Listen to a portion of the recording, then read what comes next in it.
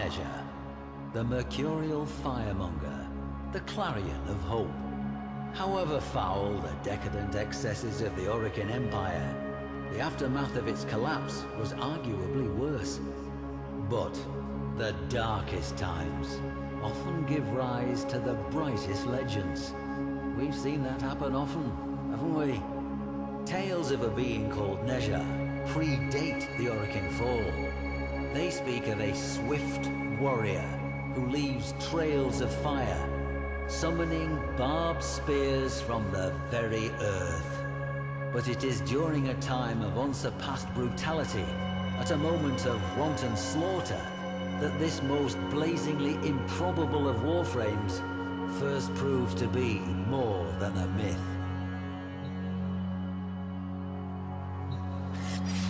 This blade, a tongue of exquisite flame in cold metal, it was unearthed by a poor farmer of Reshantur as he followed his hulking plough beasts across fields he would never own.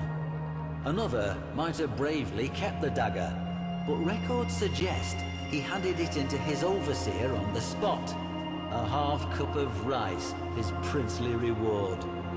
With no dax to keep the peace, and no parvus granum to hold the corpus board together, bloody land grabs were routine. The fertile fields of Reshantur changed hands many times. With each hostile takeover, slain workers became fertilizer for the next yield of crops, tended by the survivors. And so it went. This created what you might call a staffing problem. If all the surviving adults are working the fields, then who is left to defend them?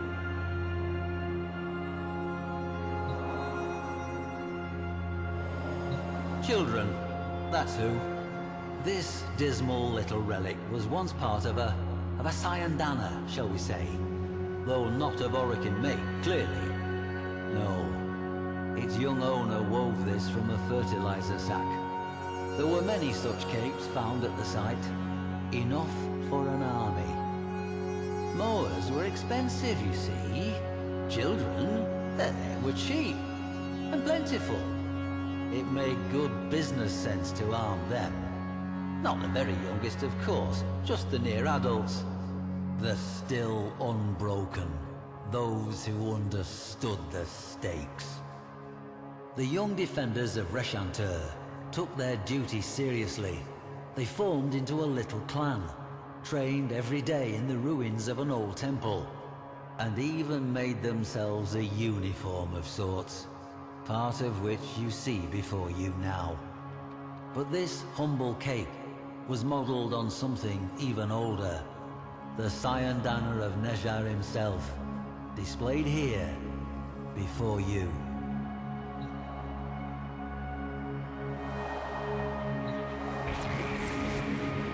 This chakram was found in the ruins of the Reshantur temple, along with fragments of stories scrolled on slates in an immature hand, and oaths of dedication to a figure of legend. It seems the child soldiers of Reshantur took courage from the tales of Nezha, adopting him as patron and protector. Their scratchings evince a firm belief that Nezha would bless them with victory, should they fight without fear, and abandon them, should they ever fear. So, they swore they would defend the fields to the last drop of their blood. Clever manipulation. I wonder who put that idea into their heads. At any rate, they accepted it on faith. At least, until the massacre of Reshantur.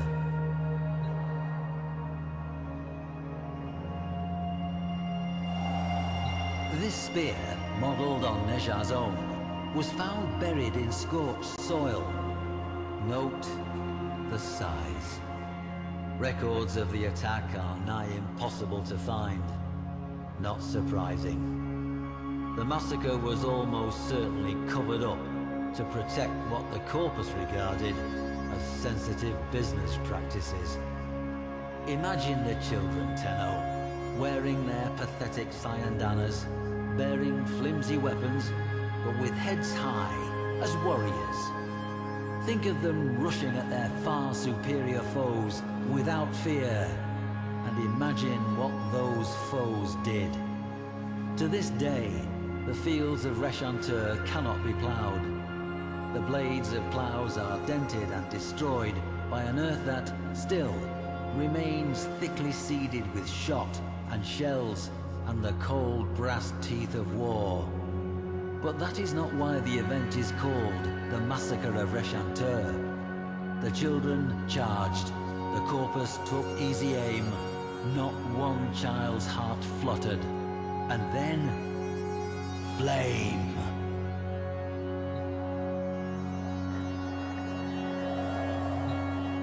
The corpus surveyor, Yena Zasperin, says she found a solitary child wearing this helmet in the midst of a charnel field of remains. But they were the remains of corpus troops, some dismembered, some impaled, all burned. Nezha did it, the boy said calmly. He flew down from the sky and tore the enemy asunder with wheels of flame. When a child fell, he would raise them up again. Nezha moved quick as a scimitar, and the earth burned where his feet touched. Now the others had gone with Nezha, part of his celestial army. The boy had stayed behind to tell the story. To Zasperin, the boy was merely traumatized. The massacre, probably a mutiny within the corpus ranks. But Reshantur has been excavated, and every single one of the thousands of blackened bones that were gene-tagged had belonged to an adult.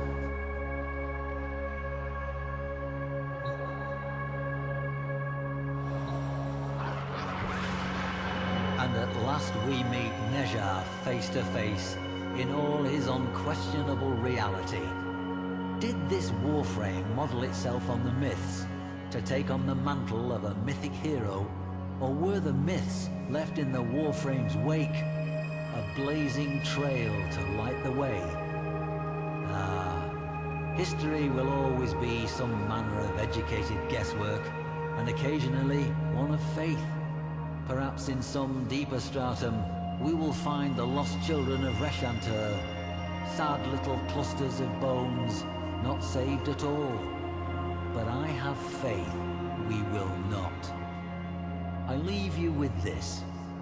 Why do you suppose it was the child soldiers that Nezha chose to protect? Any war has its innocent casualties, but these seem to have called to him. What could a Warframe, a lethal specialist warrior, possibly have in common with a child? That riddle, I fear, must remain a riddle.